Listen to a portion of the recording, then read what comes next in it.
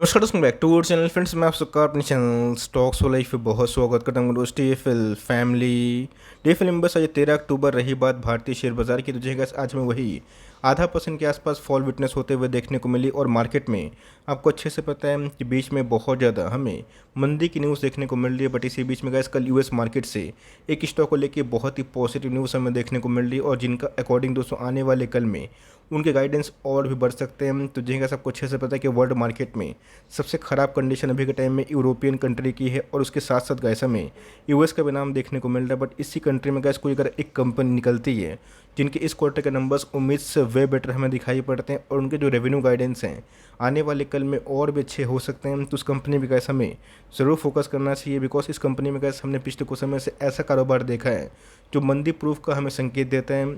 तो मार्केट में कैसे गिरावट कंटिन्यू होती है, और इस कंपनी में अगर आपको घुसने का मौका मिलता है तो जी कैसे इस कंपनी को आप आराम से ट्रैक एंड वॉच कर सकते हैं। तो फटाफट डिस्कस करेंगे, बहुत ही इंटरेस्टिंग वीडियो होने वाली है। चैनल फर्स्ट टाइम होंगे सब्सक्राइब कर सकते हैं इस तरह क्वालिटी कंटेंट को सबसे पहले एक्सेस करने के लिए। Now without dealing any four time, let's begin.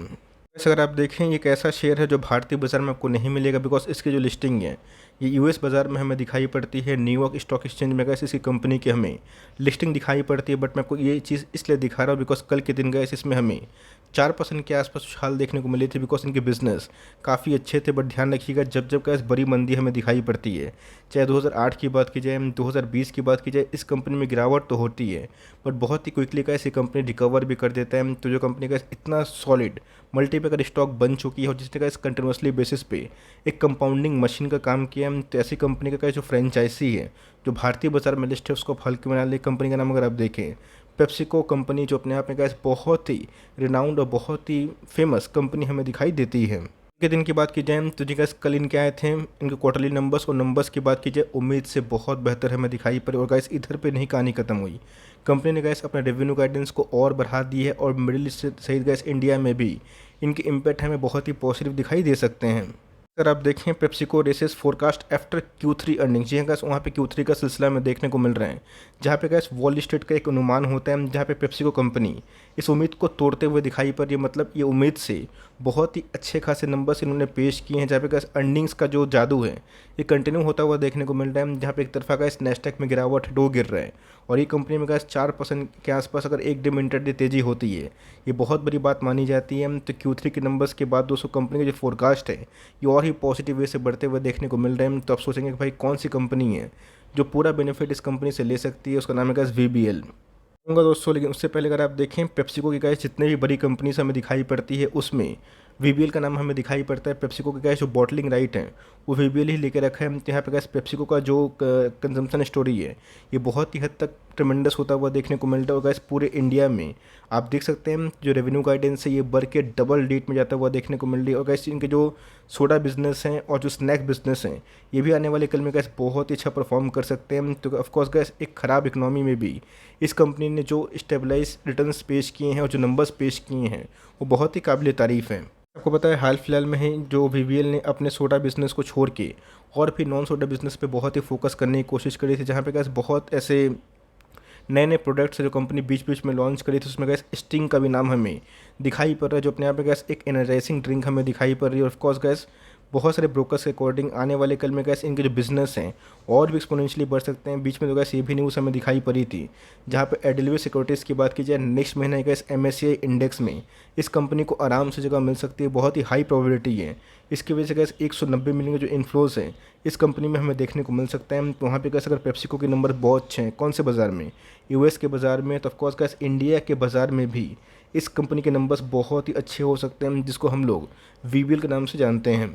तो को बताने की आवश्यकता नहीं है कि VBL को बहुत ही कंसिस्टेंट बेसिस पे गैस मैंने कवर किया, और मैं अभी भी कवर इसलिए कर रहा हूँ बिकॉज गैस ये एक ऐसी कंपनी बनते हुए देखने को मिल रही है जहाँ पे गैस बहुत ही कम ऐसी कंपनी होती है जो सिर्फ और सिर्फ एक्यूमुलेशन के लिए बनी होती है। आपको पता है कि मार्केट में बहुत सारे लाइक स्टॉक्स हमें दिखाई पड़ते हैं, एशियन पेंट, बात की जाएगा स्पीडलाइट, बात की जाए बजाज फाइनेंस, बात की जाए और भी HUL जैसे अच्छे शेयर्स जिसमें गैस डिप कभी भी होता है तो लॉन्ग टर्म में इस बात की गारंटी है कि उन सब कंपनी में अच्छे फंडामेंटल के संग आराम से रिकवरी होगी। तो उसी बीच में गैस ये कंपनी भी एक ऐसी कंपनी बन चुकी है जहाँ मंदी से इसको बहुत बड़ा इम्पैक्ट लगता हुआ देखने को नहीं मिलता। और ये सब कंपनी गैस जब तक बिजनेस कर रही है अपने बिजनेस को पूरे मास में और भी अच्छा खासा परफॉर्म कर रही है। गैस बोलेगा पूरे मार्केट में मंदी का साइन हमें दिखाई पर, और इस कंपनी की बात की जाए लास्ट एक साल में हमें 77% के आसपास उछाल देखने को मिल चुकी है। समझ सकते हैं गैस कि बहुत पुरानी लिस्टिंग हमें दिखाई नहीं पड़ रही। 2018-19 में ही इस कंपनी का लिस्टिंग हमें दिखाई पड़ा था 17 के 8 में एंड में 18 में। उसके अगर आप देखें कंपनी ने गैस सॉलिड परफॉर्मेंस दी है। और जो पेप्सिको का चार्ट आपको मैंने दिखाया वो गैस इस बात का सबूत है कि लॉन्ग टर्म में जो कंजम्पशन स्टोरी है और बेवरेज वाले बिजनेस है वो बहुत अच्छा परफॉर्म करेंगे। तो यहाँ पे गैस वीबीएल में भी हमें उस रफ्तार से तेज़ी हमें देखने को मिल रही है। और इंडिया की बात की जाए तो ऑफकोर्स गैस इंडिया में कंजम्पशन स्टोरी बहुत ही हाई है। रीज़न भी साफ है बिकॉज पूरे वर्ल्ड में जितनी आबादी है इंडिया में गैस आपको पता है कि उससे कई गुना हमें ज़्यादा आबादी देखने को मिलता है। तो ऑफकोर्स गैस इंडिया एक ऐसी कंट्री जहाँ पे कोई भी चीज़ को अगर आप सही भाव बेचें, सही प्रोडक्ट को बेचें, उसमें हमें एक अच्छा खासा कंजम्पशन देखने को मिलता है। तो वीबीएल को गैस इस क्वार्टर में बहुत ही अच्छा बेनिफिट मिल सकता है।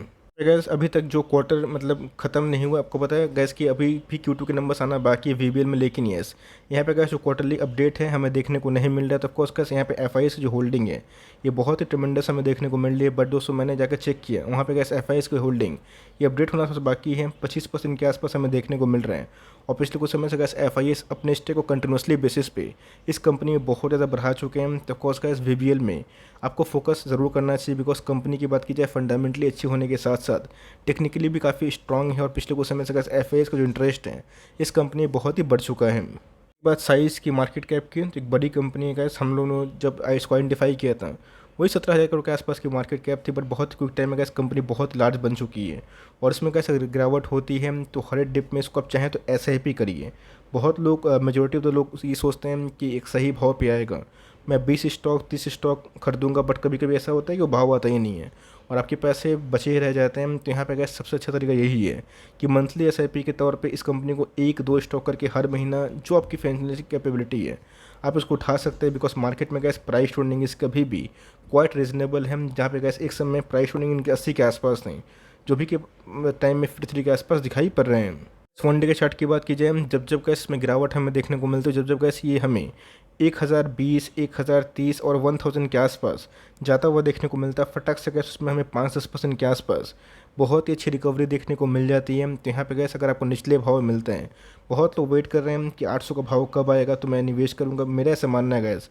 कंपनी ने अगर इस क्वार्टर में नंबर्स अच्छे पेश किए, ऑलरेडी मार्केट को पता है कि इस क्वार्टर में नंबर्स काफ़ी अच्छे आएंगे, तो ऑफकोर्स इसमें और शायद तेज़ी थोड़ी सी कम हो। बिकॉज रीज़न साफ है, बिकॉज मार्केट का सारे हमेशा चीज़ को डिस्काउंट करता है। बट ये अगर उम्मीद से बहुत ही बेहतर नंबर पेश किए तो इसमें एक सुपर ब्रेकआउट भी हमें देखने को मिल सकता है। तो वन डे के चार्ट में अगर आप देखें तो कंडीशन गैस वही 48 के लगभग हमें आरएसआई इंडेक्स दिखाई पड़ रही है। मंथ की बात की जाए तो गैस आरएसआई का जो इंडेक्स है मैं दिखाऊंगा, लेकिन ये बॉलिंजर बैंड के बाद दोस्तों बाहर में ये शेयर हमें ट्रेड होता हुआ देखने को मिल रहा है। तो ये सब गैस अपने आप में ही एक बहुत बड़ा अपट्रेंड वाला स्टॉक है। तो इधर पे एक बहुत बड़ा पूंजी मत फंसा लीजिएगा। बट ये अगर आप एसआईपी कमिटेड हैं तो आप कंटिन्यू करें। और निचले भाव पे गैस कभी भी इसमें 10% 15% के आसपास फॉल होता है तो ऐसा नहीं कि एग्रेसिवली बहुत ही ज़्यादा निवेश कर देना है। आप इक्का दुक्का स्टॉक लेके ऐसी कंपनी को उठाइए। बिकॉज ये सब जो गैस न्यूज़ हैं कि पेप्सिको के नंबर्स बहुत ही अच्छे हैं और गाइडेंस और ही मजबूत हमें देखने को मिल रहे हैं, जिसका इम्पैक्ट गैस लॉन्ग टर्म में बहुत ही अच्छा हो सकता है। बट ध्यान रखिएगा मंथली चार्ट में गैस आरएसआई इंडेक्स